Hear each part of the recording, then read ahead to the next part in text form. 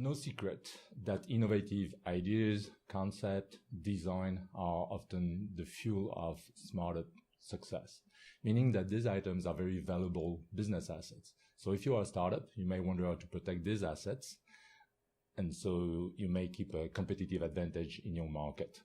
That's where IP rights come into play. And today, we've invited Chad Dole from IP consultancy firm Rouse to discuss IP strategies for startup. Hi, Chad. Hi, Bertrand. Thanks for having me. Thank you for being here today. So, Chad, before we dive into IP strategies for startup, can you tell us a bit more about intellectual property rights, IP rights? What are they exactly? Sure. IP rights are basically the rights that come from intellectual assets. There's two broad categories, I guess you could say. There's rights that require registration or some sort of formal process to be protected. So things like a brand name and a logo, which will form a trademark, or an invention that may become a patent. And then the other sort of group of rights are rights that come into existence on creation. The main one of those would be copyright, which covers artistic works, written works, and things like software also protected by copyright. So it's important, with particularly that last category of right, that startups are keeping track of what's been created and who created it, so that they don't lose it in the future. Okay, and well, it's a lot of IP to protect. So a startup may not have the budget for that. In this case, if you have to make a decision, which IP do you protect first? I guess it's a difficult choice, but do you have an answer for that? There's no straight answer. It comes down to prioritization, the same as any aspect of running a business.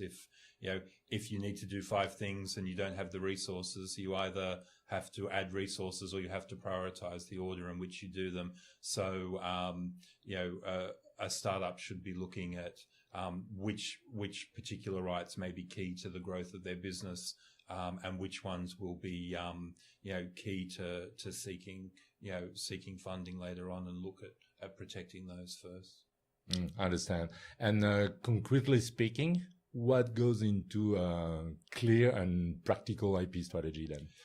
Yeah, I think the first point with an IP strategy is getting the ownership right, understanding where the rights currently are and who or what should own them going forward.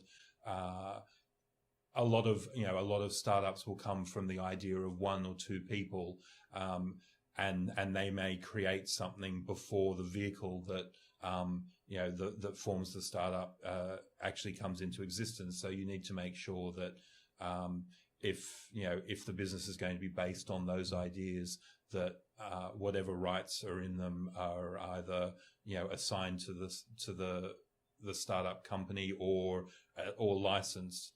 You don't want one of the founders leaving and the business no longer being able to operate because that person's taken the rights with them.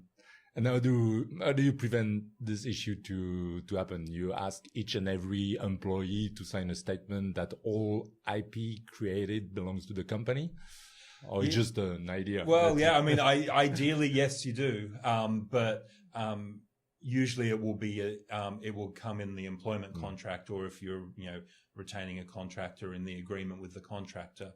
But it's quite standard to have provisions dealing with any intellectual property that's created as part of the employment relationship, and for the employment agreement to make clear that material is owned by the company.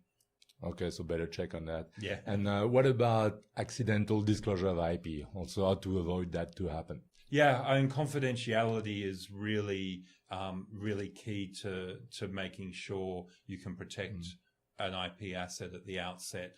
You don't want to go disclosing information about the business without making sure there are protections in place. So anytime you sit down with a third party, whether it's, a potential partner, someone to fund, anything like that, you should have confidentiality arrangements in place.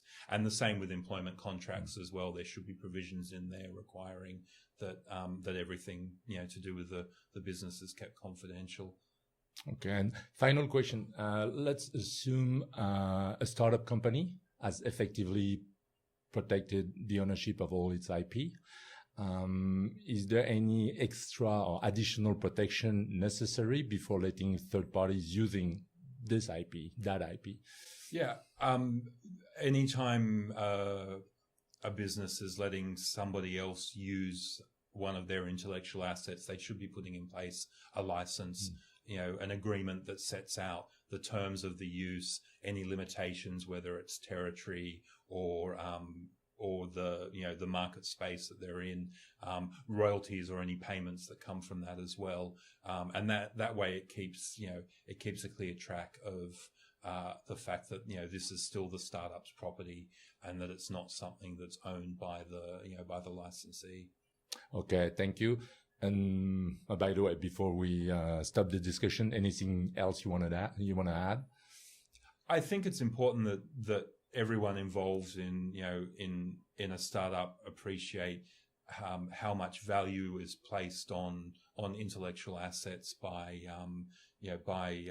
investors and